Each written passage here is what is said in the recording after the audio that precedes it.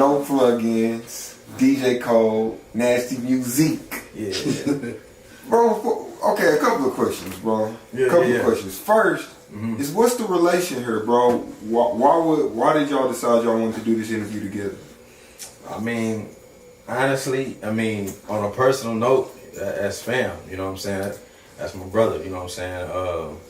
But outside of that, you know, we go back like years. I'm talking about like the former generation before us of entertainers and everything in Tulsa. You know what I'm saying? So we know a lot. Oh, bro, before that, really, before that, like before that, 07, 08, we was throwing little parties and stuff, man. Yeah. It's dope, bro. We're gonna come back to that party thing too, but the other thing is the Nasti Musiq. Yeah. Most people probably used to you as Young Nasti. Right. Where did that rebirth come in? Man, it's like, well, the thing about Young Nasti, like, I don't expect people to stop calling me that because that's been a nickname, that's been a stage artist name for me for so long that it's gonna stick. I got it tatted on me, so it's always gonna be, you know, Young Nasti. But I made the transition because, you know, Young Nasti, I feel like the person that originally began to be called Young Nasti and Nasti Musiq is not the same person. You know what I'm saying? I'm not the same person I used to be. I didn't grow up a lot. I've been through a lot. And also it's just just different for branding. You know what I'm saying? Yeah. Young Nasti was more just the dancer. You know what I'm saying? That was nice right there.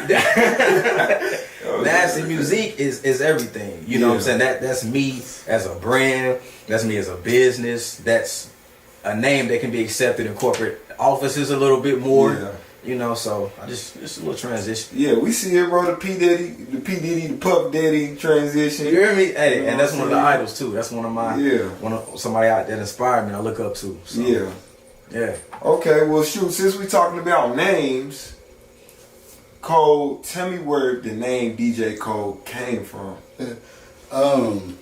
It's actually from one of my good friends, D'Angelo Furch. We call him Dame, but he was just pretty much like, I'm gonna call you Kold because you coded everything you do. So that's how I got the name DJ Kold. Yeah. That's pretty dope. And what, you just was trying to switch it up a little bit when you threw the K in there instead of the C? Or? Yeah, I just like how it looked. It kind of fit because the normal C was just Kold. It just be plain looking. I just didn't want to do nothing plain. I just wanted to. There was no specific reason why. I guess sauce on it. Yeah, just a little swag. And then Nasti for you too, bro. Lord Jesus. Lord, let me go ahead and take a toke for it. I know what you about to ask. Go ahead and say it. I want to come out your mouth. Bro, where did Young Nasti come from, bro? Bro. Alright, bro. It's a story name, you know what I'm saying? First of all, originally, bro, and anybody that worked with me at TCIM, like back in the day, like when I was probably like 16 or whatever, we used to had this little clique. We call ourselves the Nasty Boys, Nasty Clique, whatever. I was the youngest of them at the time. You know what I'm saying? Shout out my boy Pilliam. He actually cut at Barber Kings now. Shout out my other homie. They call themselves So Nasty in the city now. Shout out my boy Freak Nasty. They was older than me though, but they was like my big homie. Like they was my, you know. So it was a nickname I used, and then on top of that, it just kind of fell with what I was doing at the time, like the way I was dancing, the way I used to hit the parties, and you know everybody knew when I hit the parties, I was about to like put something on the floor, put something on the wall. It was going down. You know what I'm saying? And I still can do that. You know what I'm saying? But that's what it was, bro. And I just had this persona, and I just stuck with it and rolled with it. And you know, I was at that time I was the youngest that was really doing anything. I say that I'm blessed to kind of be a part of both generations of Tulsa. You know what I'm saying? My 20's almost gone now, but I remember like back in the day when I was like 16, when it was like Isco say, names these people I don't even remember. You know what I'm saying? Young Villain, OK Kid, DT. Y'all niggas probably don't even know who these niggas is, bro. But this back in the day when I opened up for like Pretty Willie one time at the High, bro. I'm talking about years ago. Like, man, niggas don't know the history, man. It's big, bro. Hey, we gonna game them up today, though. Oh yeah. So since we talking about it, when did y'all get started in y'all entertainment career? And I guess it's kind of a two-part question because you said you was doing it like as a party thing, and then it later transitioned into a, let's say, professional thing. Yeah, it was like really just to go all the way back. I started in the church. You know what I'm saying? Sung in the choir, St. Andrew Baptist Church with the Baileys. You know what I'm saying? Shout out to Baileys. Rest in peace, Reverend Bailey, sir. It started there. You know, but I always sung and I always watched, you know, videos and visuals, and I always danced and everything. And I did little talent shows and I always all the parties. But then it got to a point where I wanted to really do it. You know, I really wanted to be an entertainer. Yeah. So I started, you know, using YouTube. Me and shout out to Bai, you know, that's my brother. We got on the tube, you know, we was just at this chick house chilling, you know what I'm saying? And she was just like, why don't y'all just hit that Dougie like y'all do with the parties? Wooty wooty wooty woo. And you know, had a little camera and we hit it, bro. And we did the first video we did was the Rag Daddy. You know what I'm saying? And we just like put it out, bro. And on MySpace the next day it was like 50,000 views, like overnight. And this shit just started booming, bro. Like, people don't understand how crazy it was for us back then, bro. Like, promotion, I never promoted anything. We didn't promote back then, bro. We would put something out, 100,000, 200,000, 300,000, 400,000, just like that, bro. And honestly, I would say that was like a pro and a con because it kind of spoiled me a little bit. You know what I'm saying? To where I didn't really feel like I had to put in, not necessarily not put in work, because we was damn sure putting in the work. But it made me feel like, hey, boom. I didn't go through the process of like struggling in the beginning. You know what I'm saying? But on the flip side, when stuff starts changing up, it's kind of like, damn, it ain't like it used to be. You know what I'm saying? Like, I still get the love and everything, you know, and hate gonna always come with it. You know, I get a lot of love, you know, but people don't understand, like, niggas was going through stuff in their life, bro. When we was smiling, happy on film and everything, we was having fun. But, you know, we was just young niggas, bro. You know, 17, 18, 19, trying to, you know, have fun and still, you know what I'm saying, fuck with the homies out there, you know what I'm saying, and try to let niggas know we ain't changed and all, you know, all that. But none of that really matters to me no more. And, you know what I'm saying, I know what I want to do. I want to be, you know, just the ultimate motherfucking entertainer, period. I done took a break for a couple years, pretty much. I just been focused on getting my money. You know what I'm saying? But now it's coming back to my passion, my heart. You know what I'm saying? What I was, you know, really here to do. But on the real though, shout out to everybody in the town that's doing their thing, man.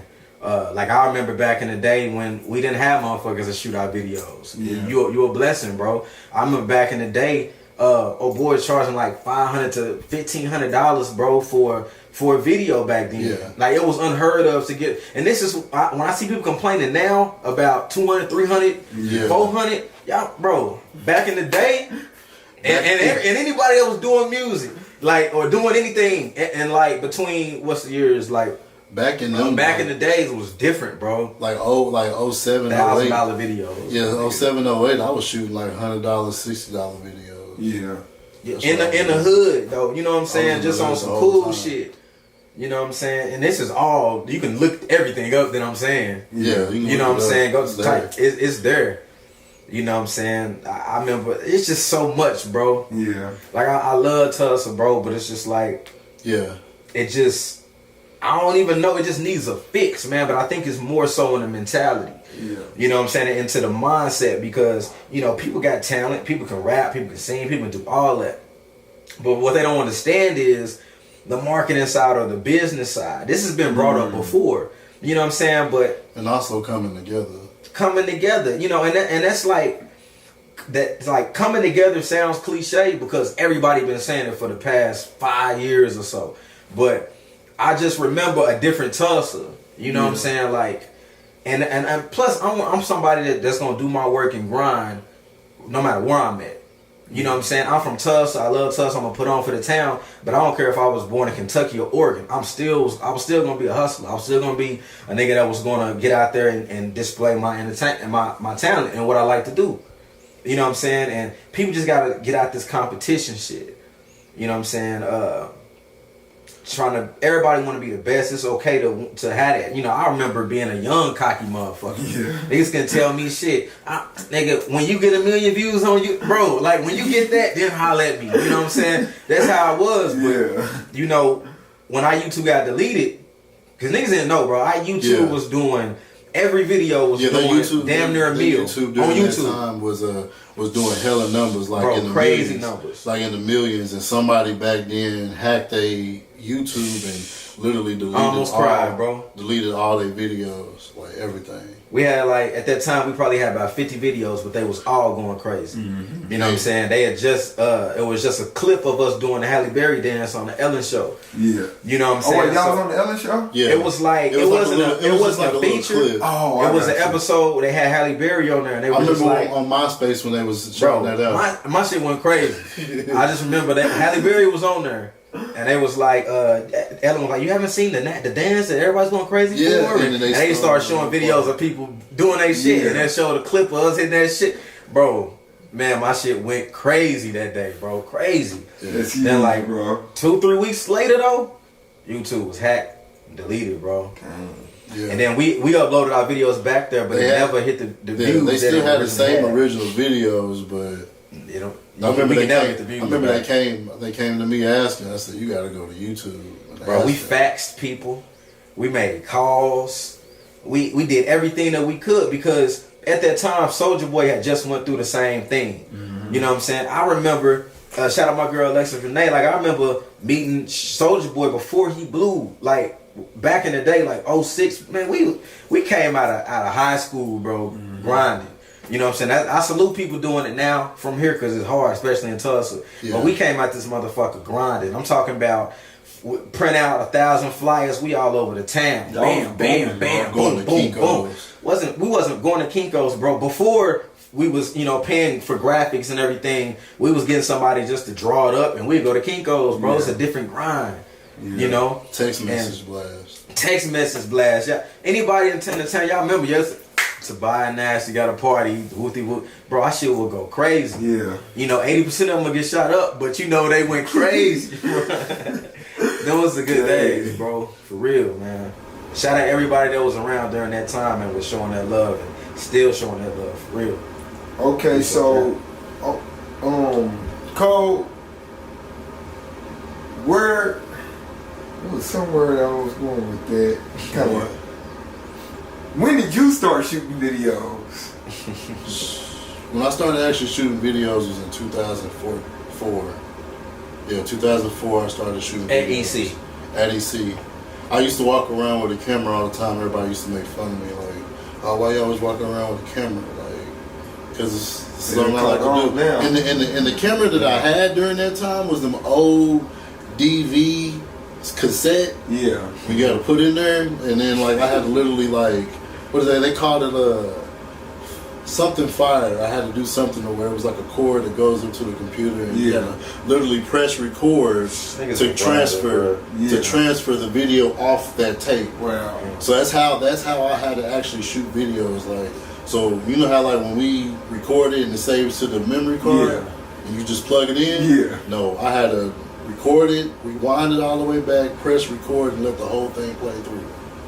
To transfer all the videos. So I've been doing it that long. Was there anything better about then than now when it comes to videos?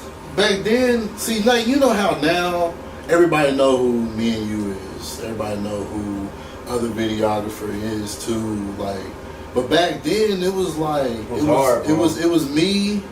I was coming up at the time, but then there was another guy named Wabahachi.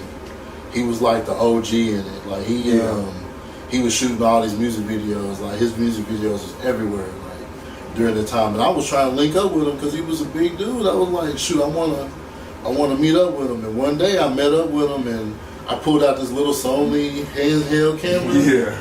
With a little, I just said, hey man, this is what I got right here. And he said, this is what you shoot all your videos with? I said, yeah. He just looked at it for a long time. Like, this is you real. Mean to tell me you making like this amount of money right now with this little ass camera, and I get this big motherfucker in here. Yeah. And I'm just like, this is what I'm doing. So and it's like, And when I started working hard at it, you know, I upgraded cameras and things like that. But I've been doing this. I didn't get known until like '09. Yeah. I've been doing it for a long time, but I didn't get known until like '09. So it was hard though, because it was just like shooting all these videos, $50, $60. Like it wasn't just really just getting the money from it. It was just like having the experience and working with a lot of people. Yeah. Like a lot of people that everybody see now. I was probably the first person to ever shoot their video. Yeah.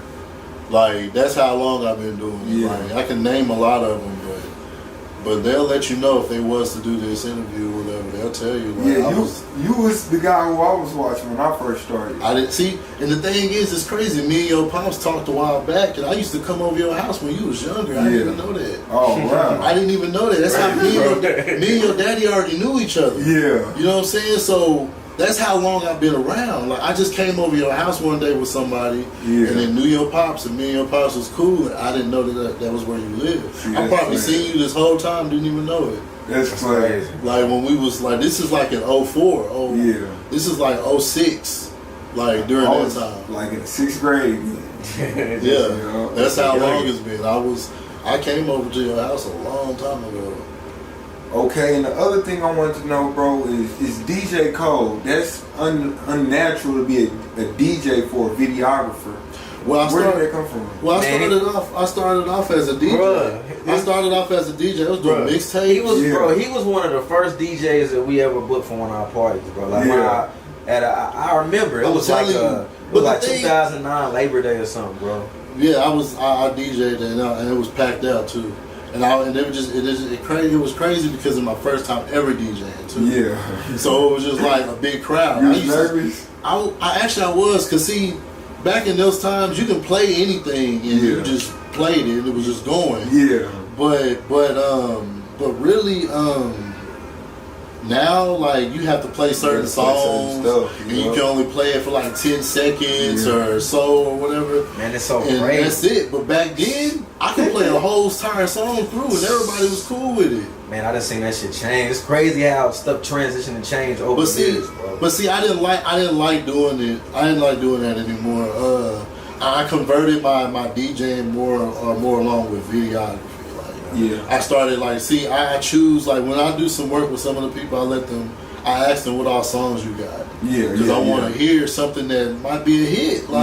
You might have an actual hit and I can shoot a video for it and you can make this thing happen. Real talk. That's just how I normally shoot my videos. So a lot of people out there be thinking Cole, you fell off or you're not shooting any videos or you're still shooting. I am. I just don't do a whole lot of work here. And also, it's just, you'll see my work when I see it, when you see it, but at the same time, I'm not consistent like your ass to where you be dropping shit every day. But I do shit differently. I work different. So different shorts for different. Yeah, it just so it still works out for me. I mean, I still have clientele.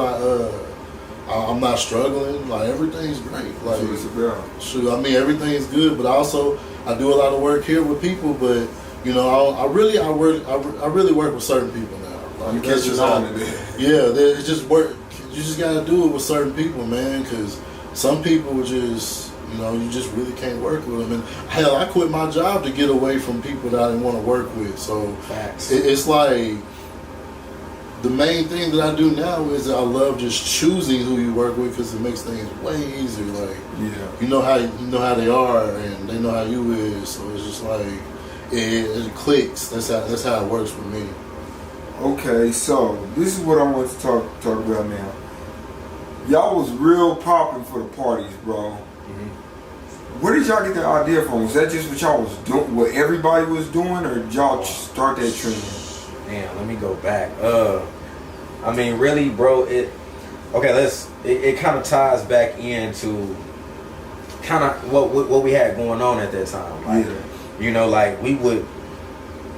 We would hit before we even did the videos, we would hit house parties and shit. Yeah. And just turn them out. You know what I'm saying? I'm talking about just tear that bitch to pieces. Yeah. Leave. Everybody talking about it at school. Yeah. This and that. I'm battling motherfuckers at school. Yeah. Bro, it was real, man. And shout out my nigga Tangela Williams, man. She was hard. Female. She was hard back in the day. Yeah. But yeah, so like we doing all that, and then around this time after that, that's when like all the jigging and all that start kind of coming about. You know, I got cousins in Oak Cliff and Dallas and shit, so I kind of already seen it coming before it was coming. So when shit started dropping out and coming out, we was on it. You know what I'm saying? Like we just started dropping videos. So then like everybody was just craving it. Like, you know, and motherfuckers knew how to hustle. So it's like, hey, you know what I'm saying? We like partying. We like turning up. Let's get paid for it. So y'all was making money off of it too? But the parties? Yeah. Bro, we put up, this is what people don't want, we put up our own money, bro. Yeah. This is back in the day when we was like, you got $100, you got a couple hundred, we was putting shit together, bro. Yeah. And then if the party went bad, we was gonna be broke. Yeah. If the party went good, we was eating a little bit. We had a little time. People, niggas don't understand, bro. Like, it wasn't just fun, bro. That's why even now, at events, promoters ain't walking around happy. Yeah. I'm not happy until I know at the end of the night I didn't lose no money. Yeah, real time. You know what I'm saying? That's what it is. That's the business side of it. Yeah. You know what I'm saying? But me and Tobias, we just had a thing. Hey, bro, I'm gonna get the dough. You missed the turn up. You go do that. You go fuck it up. I'm gonna be at the dough. Bam. That's how we did it. I go fuck it up, leave, come back, everything good, bro. Yeah, you want to swap? You good, bro? That's how we did it. That's player, bro. Y'all was youngins. Ask everybody. Ask Cuddy, bro. These niggas was fighting in our parties, bro. Ask, bro. Man, bro. Niggas used to be like, I don't know about it. It's gonna boom, but I ain't trying to get shot, bro. Our parties used to slam, my nigga. Yeah. Slam. And that's then dope, from there, bro, it just, we took them ideas and started venturing to other shit. And that's what I want to know. Do y'all still do parties and things like that today? Well, yeah, but not to that magnitude. You know what I'm saying? One thing, Byron always said is just like, bro, if every time we do something we can't do it bigger than what we did previously, I don't want to do it. That's real. You know what I'm saying? Because we used to throw parties all the time. I got tired of it. I got bled dry throwing parties. You know what I'm saying? And then when we got a little bit older, we transitioned into the clubs. Yeah. And when we transitioned into the clubs, it was a little different because, you know what I'm saying, in the beginning, we didn't have enough money to book nothing out. Yeah. You know what I'm saying? We didn't have, you know, people that were just giving us shit. So it was sometimes clubs will fuck with us and give us a percentage or give us this or whatever. Mm-hmm. And then we start slowly building. Mm-hmm. So we kind of stopped parties from it. And I kept kind of doing stuff on my own. Yeah. You know what I'm saying? But Tobias was focused on other things. You know what I'm saying? And what he wanted to do. He was running track at that time for this college in Kansas. You know what I'm saying? So that's around the time when me and Casper hooked up real hard. Yeah. You know what I'm saying? That was kind of like my transition from me and Tobias. You know what I'm saying? Like, you know what I'm saying? With Casper. So we was doing our thing. We did the 106 shit. We did the hell of shit. Oh yeah, y'all was on 106 part. We was on the tour. Okay. But we needed some more people to dance with us. We couldn't find no people to be with us. They wanted 5 people, like a whole dance crew, not a duo. But we couldn't find no people, so it was just like we never got to go to the show. Yeah. You know, but after that, I kind of went on my own. Auditioned for American Idol. You know what I'm saying? The Voice. I started just doing shit. You know what I'm saying? Just trying to get out there. So we was, because back in the day we was hitting DJ conferences, core retreats, everything, having these meetings with labels, A&Rs, just understanding the business. This is way back in the day. Yeah. You know what I'm saying? And so everything just wasn't all just fun and shit for us. Yeah. You know, we had kids. We went through that part of our life. It's a lot, man. Niggas done went through a lot to get to where they is right now. Trying to bounce back and forth. Yeah, man. Life and paying bills at the same time. Yeah, everybody happy. So because when I got into the clubs and I started promoting parties, like I said, we would get a little bit of bread, a couple hundred here. That was how that'll help a little bit, but it's got to the point like, nigga, that's crumbs though. You know what I'm saying? You need to start bossing your own thing. So then we came back with the concerts, like 2016 with the Young Thug and the Migos and all that. So but that was another thing. Once we did it, it was good. But then after that, it was just like, that was just something we wanted to experience. Yeah, like we come back in it, and if we have to, and jump in and out. But that's not the focus anymore. Yeah, everybody got their own agenda going. But I got some music. I got some shit that's about to fuck it up, man.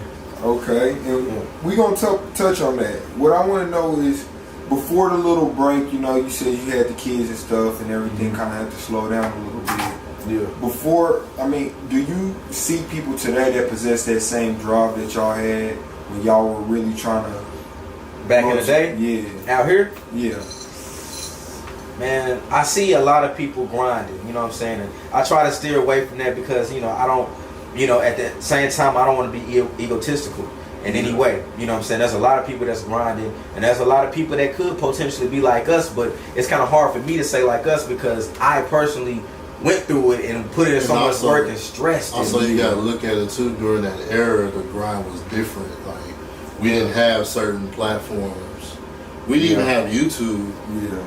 YouTube came into effect, you know, and it helped for some people. Yeah. YouTube was hard as fuck to get a following, get subscribers, get all that, you know. But the way we did it, and it was, and the way we, you know, it was going like that. It was only God, bro. Like, period. There's nothing else I could say. At that time, Soulja Boy was doing this thing. I get, bro. We used to compare our numbers to him, like, because our shit was like that. We would get damn near 1 million every video, bro. Yeah. You know what I'm saying? So we would look at his. He dropped that. He got that. What we got, Wooty Whoop, bro. Yeah. We was really, you know, we was hitting the car shows. We was doing little tours. Yeah. We was doing shows at the school, high schools and the college. Like, we were really out there, you know. And shout out 7 Up because he was on a lot of the shows with us. Because he was, at that time, we were the only ones moving the way we was moving. Yeah. You know what I'm saying? And I can vouch for 7. I didn't work with him. I ain't no hater at all. Like, he was very close to big deals. Yeah. Period. You know what I'm saying? I vouch for these. I give people their credit. Yeah. But kind of to reverse back to what you said as far as people that I see hungry, and I kind of do my own thing, so I don't really get too deep into it. Yeah. But what I see, like when I do my browsing, a young nigga, Thurman, I always see him doing this thing. Yeah. You know what I'm saying? Like, before I even watch the whole video or whatever, I always see him doing this thing. You know what I'm saying? This logo out, you know, sharing shit and videos and just different shit. Yeah. Him. Who else, man? Puffin. You know what I'm saying? Oh, yeah. Puffin, right now, to me, he's my favorite artist in Tulsa. Yeah. You know what I'm saying? Puffin got some shit going on that I don't know, it's some dope shit, and I like it. Yeah. Puffin, you know, Meech, that's throwback, but he's always been my favorite artist that ever came out of here. Nice, man. But he just needs to get back to it. He know what I'm talking about. It's a lot of niggas with talent. And let me just say this: a lot of y'all talented, even the ones that may not know names. Even if I ain't saying no names, because sometimes you say niggas names and you know it gets twisted up. I ain't on none of that. I'm showing love. Y'all grinding. Y'all doing y'all thing. And we can all work. You know, I just know how I work and I know how I do my thing. You know, I'm not into the ego shit. I done been there, done that. You know, I'm on some let's get this paper. Let's really make some shit happen with this music shit. You know, and let's stop playing with it.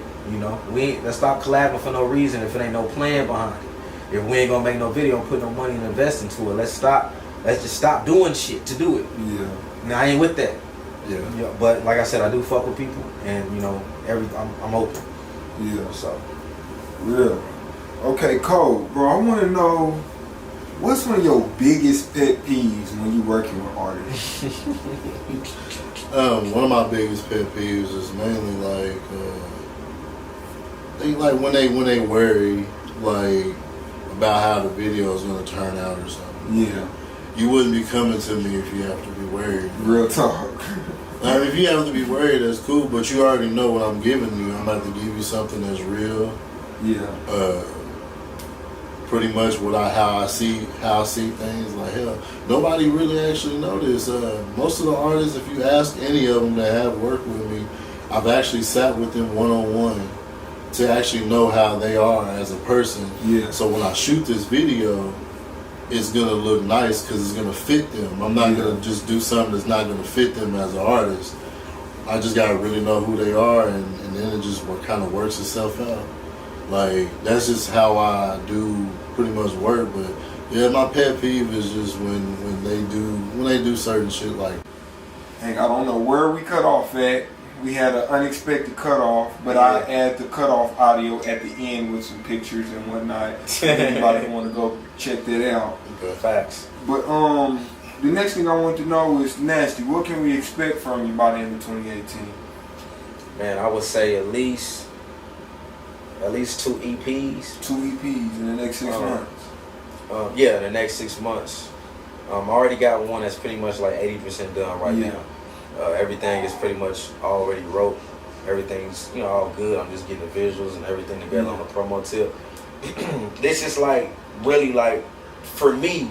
It's like my first like project type again. Because like I said a little earlier, I kind of was leaning towards dance most of the time. I've been doing what I do. Yeah. You know what I'm saying? Just because that was like easier for me to do on my own instead of kind of dependent on people with studios and all that type of stuff. And I used to look at it like I didn't have the time to figure that out. Yeah. But now it's like I'm kind of putting that same consistency that I put into dance into music. Right? Yeah. You know what I'm saying? So now I'm just gonna get at a go. A lot of travel. There you go. Visuals. Man, people gonna see. I give it about the end of June. It's gonna be some shit like this nigga Nasty is he doing some shit. Yeah. So yeah. Okay. Do y'all plan on staying in Tulsa? No. Okay. My question now is, what's keeping y'all here? Well, honestly, like me, I've already made up my mind. Like I'm leaving, like literally, like in a month or so. Yeah. A month or two.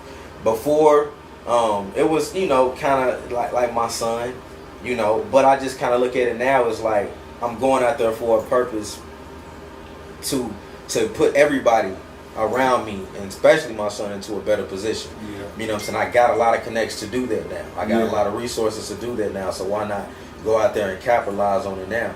So that's why I'm at with it. And I just feel like, Tulsa will eventually get to a point to where we all together and everything is popping like that and we working alongside each other.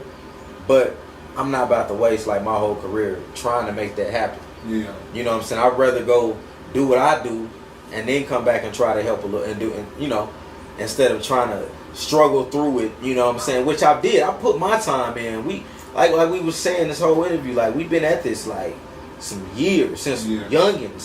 This ain't no, I may have been kind of chilling for the past maybe couple years or so, but like I said, I just been on my get money shit, That's right. But now, like, this shit it's about to be crazy, and y'all know how I come. Yeah. Y'all know how I get, man. So, all right, Kold, you plan on staying in Tulsa, bro? No, I basically don't even live here. I can say that. Yeah.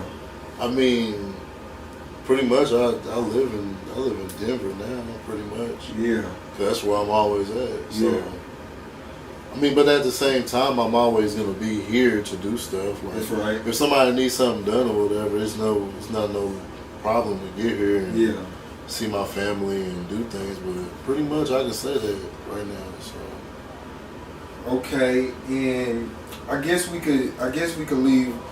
No, I'm just ask these last two questions. All right. I followed you, Nasty, on social media, and you're not one of the people that I'm gonna say involve yourself in the antics a lot. Really, neither one of y'all are. Mm-hmm. But kind of speaking to Nasty right now, you're not one of the people who really get involved in the antics, or somebody that people got a lot bad to say about. Yeah. And why is that, bro? Why don't you? Everybody gets involved in it. Why don't you? Man, bro, it's just like when I started figuring stuff out, and it could tip to spiritual, But when I started figuring stuff out about existence and life and everything and purposes and everything, and I really started looking at it differently from outside of the community that I was brought up in and our mindsets and how we look at stuff, it started changing for me, man. Like, I just started looking at that I know that we have the power to control our thoughts, you know what I'm saying? And, once our, in the subconscious. So once those thoughts are processed through that, then if we decide to act off emotion, that's my decision. Yeah. You know what I'm saying? That's my decision. That's what people are here for. They're here to criticize. They're here to talk bad about you. They're here to, to not want you to succeed. Yeah. You know what I'm saying? That's just how it is. And once you know that and accept that, it's just like, why am I going to? Because I used to argue with motherfuckers on the internet. I used to argue on YouTube with folks in other states and all that. Bitch ass nigga, all that, bro. But like at the end of the day, bro, Beyonce is still gonna have hate mail comments. Usher, Dre, any of them, they all gonna still have it. So if you're not ready to put yourself out there as a public figure, modeling, whatever you do as your field of art, if you're not ready for that, man, then you might want to rethink what you really want to do. I really don't care. I honestly don't. Like, if somebody does not like me, bro, like, I really want to know the reason. Like, because it's like, I don't do no punk shit. I don't do no weak shit. Maybe it's over a female. I don't know. You know what I'm saying? But it's just like, you act like you don't care about these females. You know what I'm saying? But then, that's a whole nother story, bro.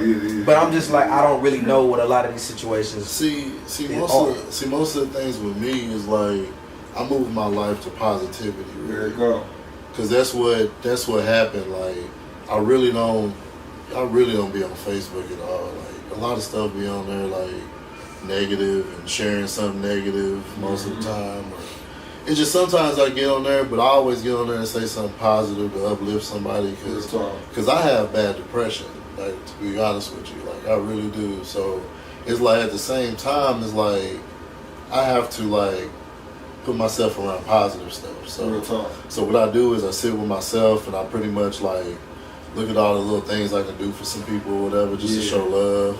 Like, sometimes I don't even charge a lot of people for anything. Like, I just do it to kind of, I just know that they're going to do something. And I just want to just be, one of the ones that just kind of helped out with me. Like, but most of the time, like, I don't really just get involved in a lot of things, unless it's just somebody just say something about some depression. Bro, I'll be on it one time with them, because it's like, I thought I was alone.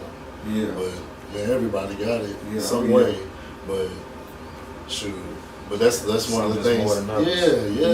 So I have it real bad though, but but at the same time I know how to control it now. I cope with it, do little things or whatever, but at the same time it's like I don't have no problems with anybody. If anybody do have a problem with me, it's like, come to me and let me know what's going on, so how we can fix this and like, because if I did something wrong to you, whatever, I don't want to leave this earth knowing that I wronged you in some way. That's just pretty much how I spread love, bro. Like, people like when and here's the thing, like when I make, because a lot of people got to realize that I am not the same Young Nasty that I used to be. You know what I'm saying? So like, when some people ain't really talked to me in like a couple years, they might come to me the same way. You know what I'm saying? I don't really talk like that no more. It's just I've just leveled up. I just changed, bro. I don't, you know what I'm saying, in a good way though. So, sometimes they don't really know how to approach me. You know what I'm saying? I automatically feel like, and they feel like they better than, I'm like, nah, I'm still from the same place you from. You know what I'm saying? I ate pork and beans and wings. You know what I'm saying? We used to eat cinnamon and sugar sandwiches. Like, bro, syrup sandwiches. Like, nigga, like, it's never that, but it's like you have to learn to have the right energy around you, man. You know what I'm saying? And I just want to spread love. I want to put into the universe what I want to get out the universe what I'm putting in, vice versa. You know what I'm saying? I don't want to put no negative out there. I don't want the negativity to roll off my tongue. And I used to do it. And me too. Nothing ever in life happened for me too. All the bad shit happened to me. I ain't gonna never. You're digging yourself deeper. You have to fix the way your thinking is before you do anything. Philosophy. Facts. Like, you gotta know, like, you just gotta know that you gotta fix this and know that you have this problem. So let me find a way to fix this now. Okay, so the last thing I wanted to leave off on, bro, is y'all got a good message, bro. But what are y'all trying to leave behind with all this? Like, what's the legacy that y'all want to leave behind? You wanna go first? You need to go. Shoot, I mean, with mine is not really that big. The legacy I want to leave behind is like really just my family. There you go. Like, I just want to make sure before I go, everybody's good. As a man should. You know what I'm saying? So it's like all the stuff that I do is not for me only. Yeah. So everything that I do is just like it's all for my family. So. Yeah. So that's just pretty much sums it up. It's just that's the type of legacy, and if I have fans and the things that I got going on and doing, you know what I'm saying, I love that. Like y'all, all my family too. So you know, at the same time, but I just want everybody to pretty much grow and come up. That's all I want. Yeah, with me, man, it's pretty much the same. Of course, family. You want your family to be in a better a better position because you know we don't come from shit. You know what I'm saying? So like, I didn't know, like, you know, Section being able to 8. take my son to like Disney World, Disneyland, like I did like a couple weeks ago. Yeah. I didn't, an airport, what are you talking about? You know what I'm saying? Like, it's a south side of town.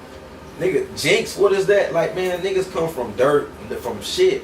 Yeah. You know what I'm saying? So it's like, just being able to do that and get to a certain level and people be like, damn, we can really do that, you know?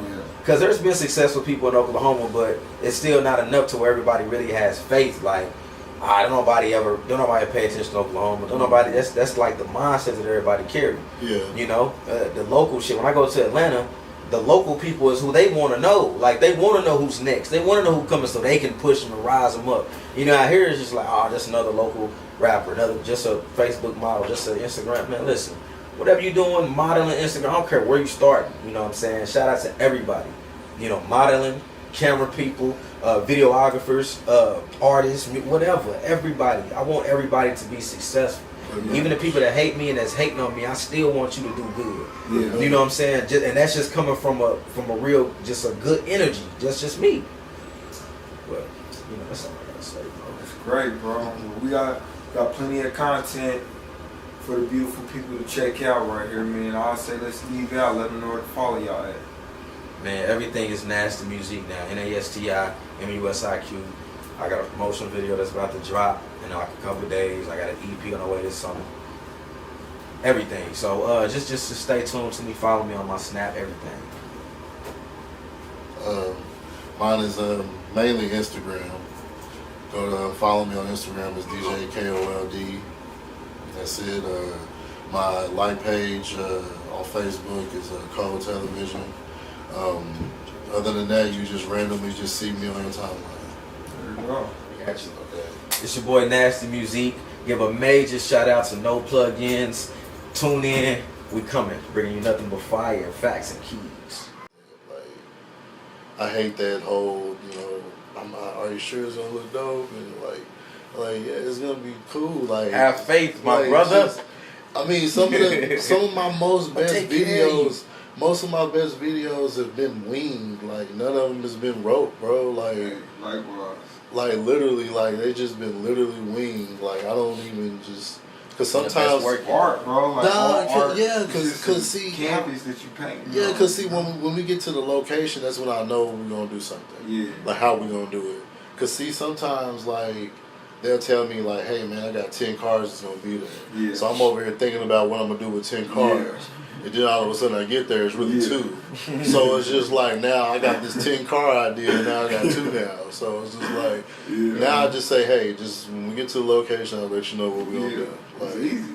It's just that's how it works. Years of practice, you know.